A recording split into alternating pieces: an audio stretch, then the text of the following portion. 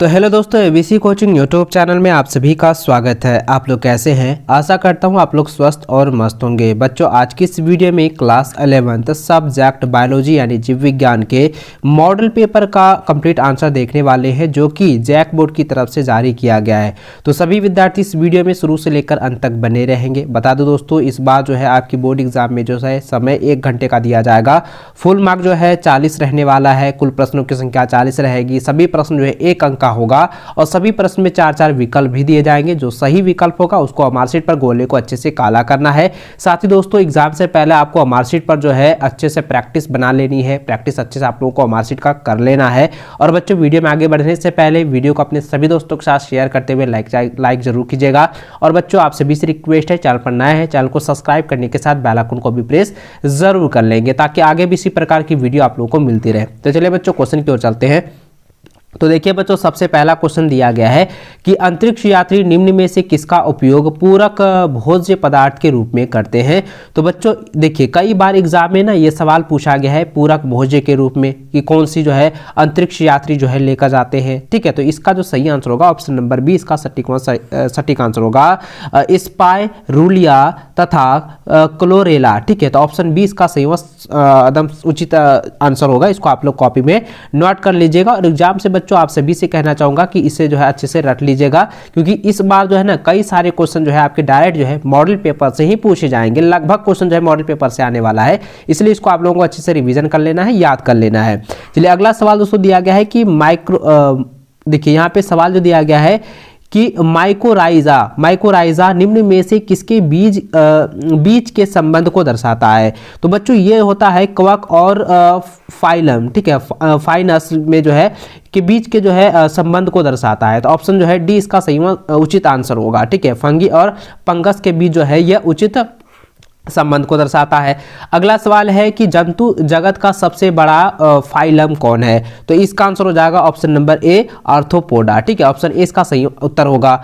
अगला सवाल दोस्तों दिया गया है कि निम्न में से कौन से गुण एक स्तनपायी के विशिष्ट पहचान है। स्तनपायी की विशिष्ट जो है पहचान है। तो इसका आंसर क्या हो जाएगा दोस्तों, स्तन ग्रंथि, बाह्य कर्ण और शरीर पर बाल, ये सभी तीनों जो है ऑप्शन है ना वो स्तनपायी का विशिष्ट का पहचान को बताता है। इसलिए इसका आंसर क्या हो जाएगा, उपयुक्त सभी हो जाएंगे। ऑप्शन नंबर डी इसका राइट आंसर होगा, सही आंसर होगा।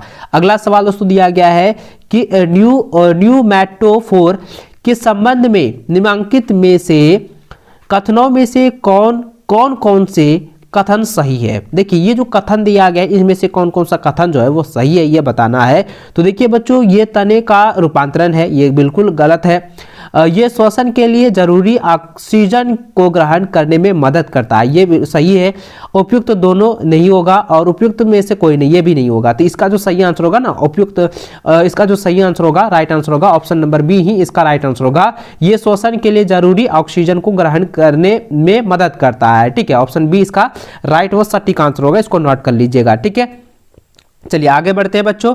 अगला सवाल दोस्तों यहाँ पे 6ठा नंबर देख सकते हैं, दिया गया है कि विनेशन शब्द का प्रयोग निम्न में से किसके लिए किया जाता है।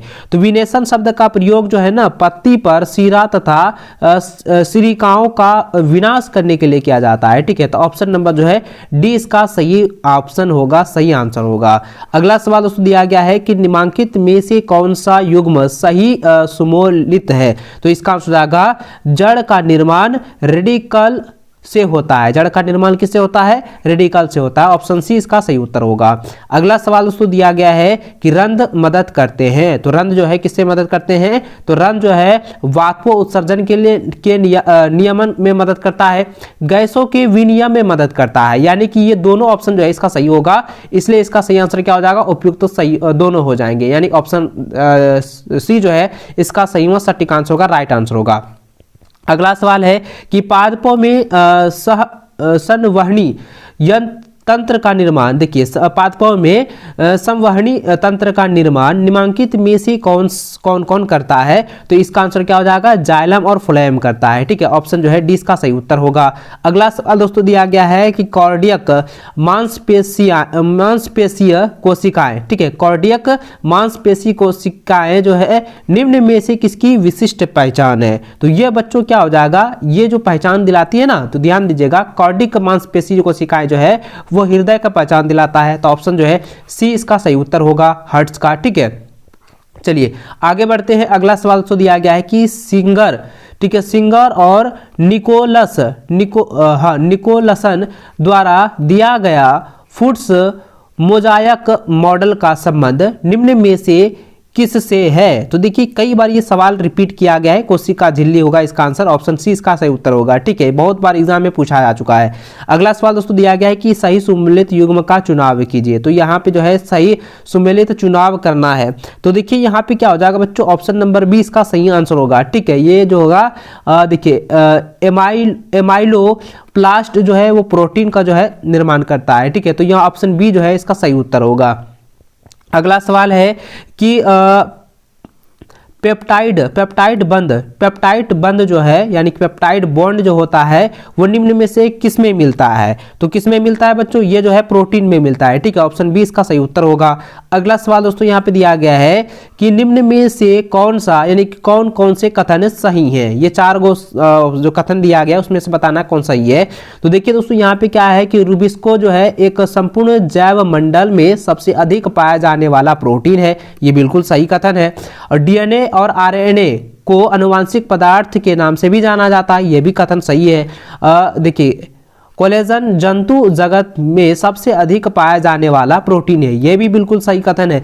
यानी कि तीनों ऑप्शन जो है एकदम सही होगा, इसलिए इसका सही आंसर क्या आ जाएगा? उपयुक्त तो सभी हो जाएंगे। ठीक है, ऑप्शन डी इसका राइट आंसर होगा। अगला सवाल दोस्तों दिया गया है कि काइज्मा का निर्माण मियासिस के निम्न चरणों में किस चरण में होता है? तो मियासिस के किस चरण में जो है काइज्मा का प्रयोग होता है? तो इसका होता है कि डेप्लोटीन में। ठीक है, तो ऑप्शन नंबर ए इसका सही आंसर होगा, डेप्लोटीन। ठीक है, इसको नोट कर लीजिएगा, इसको याद करते जाएंगे। अगला सवाल दोस्तों दिया गया है कि समजातीय गुणसूत्रों के जोड़े से बनी संरचना किस नाम से जानी जाती है? तो यह जो है किस नाम से जानी जाती है दोस्तों? ये वायलेट के नाम से जाना जाता है, उसके बाद टेट्रास के नाम से भी जाना जाता है, यानी कि ये हो जाएगा उपयुक्त सभी। ठीक है, तो ऑप्शन जो है सी इसका सही आंसर होगा, सही उत्तर होगा, इसको नोट करते जाएंगे। चलिए आगे बढ़ते हैं। अगला सवाल 17 नंबर देखें, दिया गया है कि मियासिस से संबंध निम्न कथनों में से कौन सा कथन सही है? तो बच्चों यहाँ पे जरा ध्यान दीजिएगा, मियासिस से संबंधित पूछा गया है कि यह युग्मक के निर्माण में मदद करता है, ये बिल्कुल सही कथन है। इसे अर्धसूत्री विभाजन के नाम से भी जाना जाता है, ये बिल्कुल सही कथन है। मरियान के दौरान, मियासिस के दौरान जो है गुणसूत्रों की संख्या आधी रह जाती है, यह भी बिल्कुल सही कथन है। यानी कि तीनों ऑप्शन जो है इसका सही होगा, इसलिए इसका आंसर क्या हो जाएगा? उपयुक्त तो सभी आंसर जो है सभी कथन जो है सही होगा, ऑप्शन डी इसका राइट आंसर होगा। अगला सवाल है कि जल के विघटन का संबंध निम्न में से किससे है? तो जल का विघटन का संबंध जो है वो पीएस सेकेंड से, ठीक है, पीएस सेकेंड से है, तो ऑप्शन नंबर बी इसका सही उत्तर होगा, सही आंसर होगा। अगला सवाल है कि निम्न में से कौन सा कथन सही नहीं है? तो देखिए जरा ध्यान दीजिएगा बच्चों, ये कई बार एग्जाम में पूछा जा चुका है, रिपीटेड सवाल है कि देखिए कैल्विन चक्र को C3 चक्र के नाम से भी जाना जाता है। ठीक है, ये एकदम बिल्कुल सही कथन है। उसके बाद जरा ध्यान दीजिएगा, कहता है कि हाइड इसके चक्र को C4 चक्र के नाम से भी जाना जाता है, ये सही कथन सही है। उसके बाद क्रॉन्ज शारीरिक C4 पौधों की विशिष्टता, ये सही कथन है। उसके बाद जरा ध्यान दीजिएगा दोस्तों, यहाँ पे चौथा जो ऑप्शन दिया गया है कि C4 पौधों में देखिए एक्सलो एसेटिक अम्ल कार्बन डाइऑक्साइड का प्राथमिक ग्राही है, ये कथन नहीं है। ठीक है, ये सही कथन नहीं है, इसलिए इसका आंसर क्या हो जाएगा? Option D is the right answer. ठीक है, ऑप्शन डी इसका सही आंसर होगा। चलिए आगे बढ़ते हैं। अगला सवाल दिया गया है कि रक्त में ऑक्सीजन का परिवहन मुख्य रूप से किस रूप में होता है? तो बच्चों इसका आंसर क्या हो जाएगा? यह जो है ऑक्सीजन हीमोग्लोबिन के रूप में होता है। ठीक है, ऑक्सी हीमोग्लोबिन, ऑप्शन बी जो है इज द राइट आंसर होगा, सही आंसर होगा। अगला सवाल दिया गया है कि एक सामान्य श्वसन के दौरान वायु की वह मात्रा जिसे शरीर के अंदर लिया गया है या फिर शरीर से बाहर छोड़ा गया हो कहलाता है। तो छोड़ा गया हो क्या कहलाता है, वो कहलाता है टाइडल आयतन। ठीक है, ऑप्शन जो है डी इसका सही आंसर होगा। ठीक है, टाइडल वॉल्यूम कहलाता है। चलिए अगला सवाल तो दिया गया है कि लाल रक्त कण के संबंध में से कौन सा कथन सही नहीं है, यानी कौन सा कथन जो है सही नहीं है ये बताना है। तो बच्चों जरा ध्यान दीजिएगा, यह उभय अवतल, ठीक है, उभयो अवतल आकृति का होता है, ये कथन सही है। इसकी जीवन की अवधि औसत जो है 120 दिनों की होती है, ये सही है। प्लाही का लाल रक्त कण का कब्रिस्तान भी कहा जाता है, ये भी सही है। और देखिए ऑप्शन नंबर डी दिया गया है कि इनमें जो है ल्यूकोसाइट्स के नाम से भी जाना जाता है, ये बिल्कुल गलत है। ठीक है, ये कथन जो है बिल्कुल गलत है। तो ऑप्शन जो है डी इसका सही आंसर होगा। ठीक है, इसको नोट कर लीजिए। चलिए आगे बढ़ते हैं। अगला सवाल दोस्तों 23 नंबर दिया गया है कि एरिथ्रोब्लास्टोसिस फिटेलिस निम्न में से किससे संबंधित है। तो इसका आंसर क्या हो बच्चों, ये हो जाएगा RH माता और RH+ VE पिता किससे संबंधित है। ऑप्शन जो है ए इसका सही आंसर होगा। ठीक है, नोट कर लीजिएगा। चलिए आगे बढ़ते हैं। अगला सवाल तो यहाँ पे 24 नंबर दिया गया है कि द्विविलीय कपाट निम्न में से किसके बीच में पाई जाती है। तो किसके बीच में पाई जाती है बच्चों, यह जो है बाया अलिंद और बाया निलय के बीच पाई जाती है। ऑप्शन डी इसका सही आंसर होगा। दोस्तों आपने हार्ट का स्ट्रक्चर तो देखा होगा, उसी से आप लोग यहाँ पे रिलेटेड सवाल पूछा गया है। चलिए आगे सवाल देखिए दोस्तों, यहाँ पे दिया गया है कि बेसोप्रेसिन को इन नाम से भी जाना जाता है। तो यानी कि बेसोप्रेसिन का दूसरा नाम पूछा गया। तो बेसोप्रेसिन का दूसरा नाम क्या होता है, एंटी डायूरेटिक हार्मोन। ठीक है, तो ऑप्शन जो है ए इसका सही आंसर होगा, सही उत्तर होगा।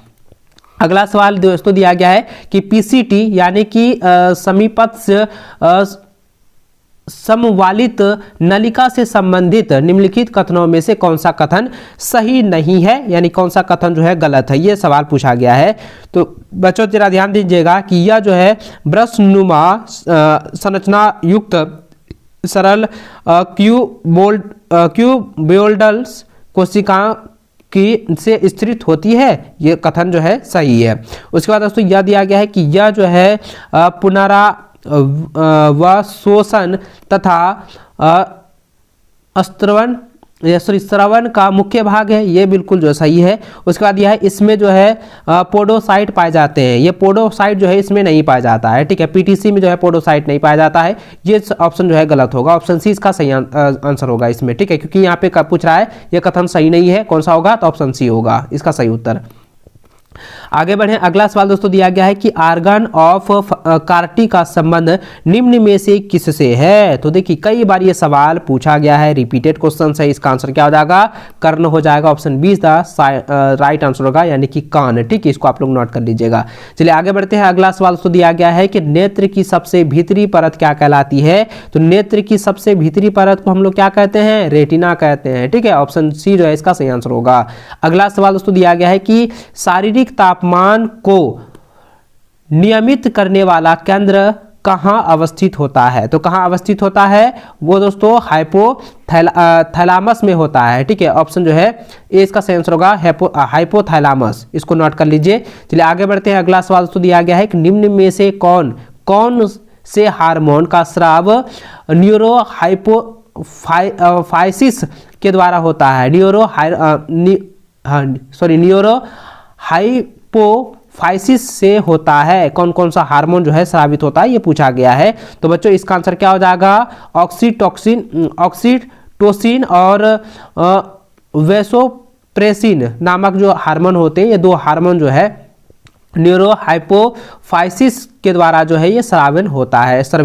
ठीक है, तो ऑप्शन जो है ए इसका सही उत्तर होगा। चलिए आगे बढ़ते हैं। अगला सवाल तो दिया गया है कि निम्न में से किसे जो है आपातकालीन हार्मोन के नाम से भी जाना जाता है। तो आपातकालीन हार्मोन किसको कहा जाता है, एड्रीनालिन को कहा जाता है। ऑप्शन जो है इसका सही आंसर होगा। ठीक है, इसको आप लोग नोट कर लीजिएगा, एड्रीनालिन। अगला सवाल दिया गया है कि इंसुलिन का स्राव निम्न में से किस कोशिका के द्वारा होता है। तो इंसुलिन की जो स्रावन होता है वो बीटा कोशिका विकास होता है। ठीक है, तो ऑप्शन नंबर जो है बी इसका सही व सटीक आंसर होगा, राइट उत्तर होगा। अगला सवाल दोस्तों ये दिया गया है कि निम्न में से कौन सा हार्मोन अंडाशय के द्वारा स्रावित होता है। तो अंडाशय के द्वारा स्रावित होने वाला हार्मोन कौन सा होता है दोस्तों, ये होता है एस्ट्रोजन और उसके बाद प्रोजेस्टेरोन, ये दोनों होते हैं। ठीक है, तो इसके आंसर क्या हो जाएगा, उपयुक्त तो सभी हो जाएंगे, option C is the right answer.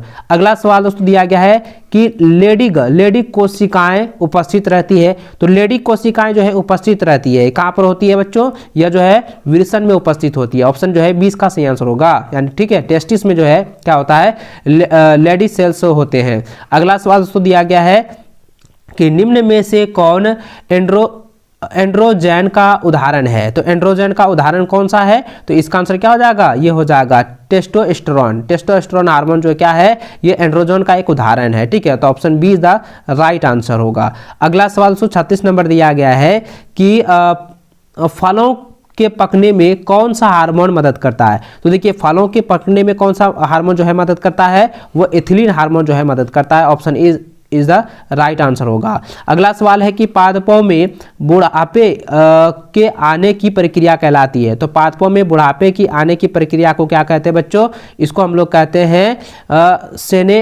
सेनेसेशन। ठीक है, तो यानी कि ऑप्शन नंबर जो है B is the right answer होगा, सेनेसेशंस। ठीक है, option B is the right answer होगा।